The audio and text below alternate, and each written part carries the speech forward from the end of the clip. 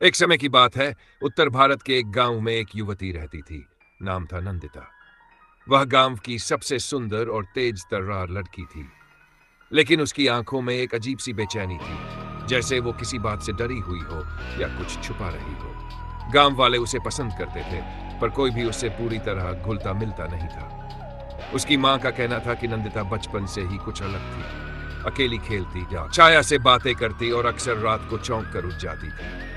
जब लोगों ने पंडित से पूछा तो उसने सिर्फ इतना कहा, इस पर किसी परछाई की छाया है, पर पूरी बात अभी सामने नहीं आई। समय बीतता गया और नंदिता ने गांव से बाहर कॉलेज जाना शुरू किया। वहां उसकी दोस्ती एक और लड़की से हुई, संजना। दोनों बहुत घुल मिल गई, लेकिन जैसे जैसे दोस्ती बढ़ी, संजना ने कुछ अजीब बातें महसूस करनी शुरू की।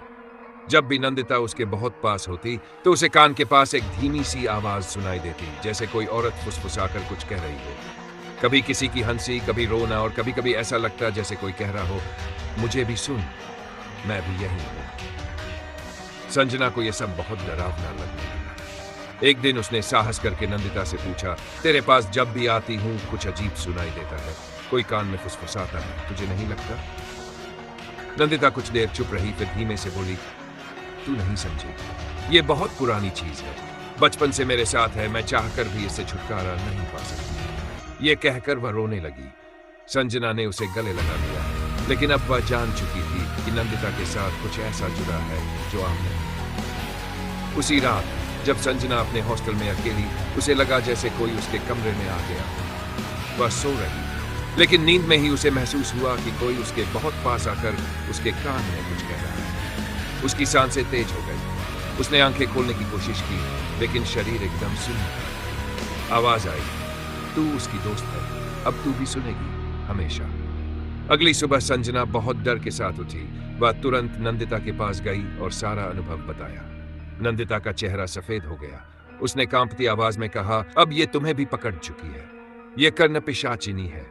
ये आत्मा शरीर में नहीं, इंसान के आसपास रहती है। ये कानों के जरिए लोगों को पकड़ती है। वो सिर्फ सुनाई देती है, दिखाई नहीं देती, लेकिन धीरे धीरे इंसान का दिमाग खा जाती है। और जब तक कोई इसकी जगह नहीं लेता, ये पीछा नहीं छोड़ती। संजना को विश्वास नहीं हो रहा था।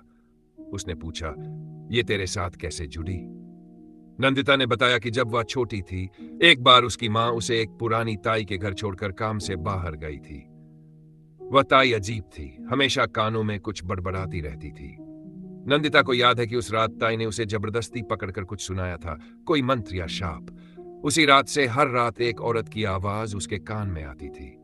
पहले तो वह डरी, फिर धीरे धीरे उसकी आदत बन गई, और फिर वो हर किसी के करीब जाती तो वही आवाज उनके कानों में भी जाने लगती। कोई ज्यादा वक्त नहीं टिक पाया, पर संजना अब उसकी सबसे करीबी थी, इसलिए अब वो आवाज उसे भी पकड़ चुकी थी। संजना ने तय किया कि अब और नहीं, उसे खुद को और अपनी दोस्त को बचाना ही होगा। उन्होंने एक पुराने तांत्रिक से संपर्क किया, जो इस तरह की परछाइयों और आत्माओं के बारे में जानता था। तांत्रिक ने नाम सुनते ही कहा, कर्ण पिशाचिनी कोई आम आत्मा नहीं है। यह आत्मा कान से प्रवेश करती है, पर शरीर पर नहीं, मन और चेतना पर कब्जा करती है। इसे भगाने का एक ही तरीका है, अग्नि का यज्ञ और मौन व्रत। जब तक मौन रहेगा, वो आवाज तुम्हें जकड़ नहीं पाएगी।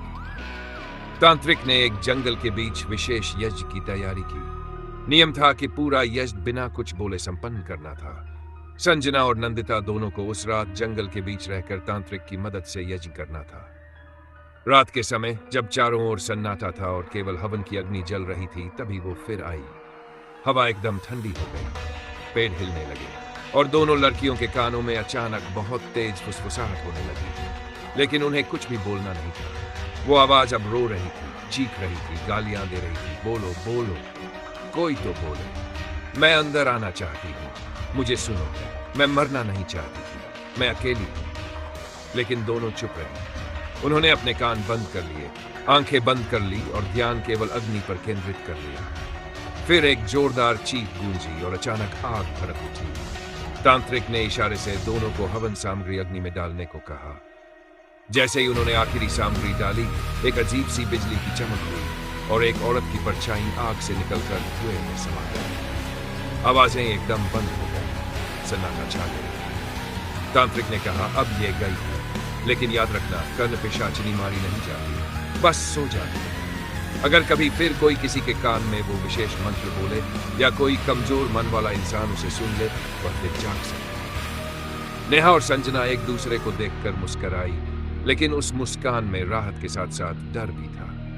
उस दिन के बाद उन्होंने वह गांव छोड़ दिया, वह हॉस्टल बदल दिया और कभी किसी फुसफुसाहट पर ध्यान नहीं दिया। लेकिन कहते हैं, आज भी अगर आप अकेले कमरे में बैठे और अचानक आपको किसी औरत की धीमी सी आवाज सुनाई दे जो आपके कान के पास आकर कहे सुनो, तो समझ लेना शायद वो जाग चुकी है।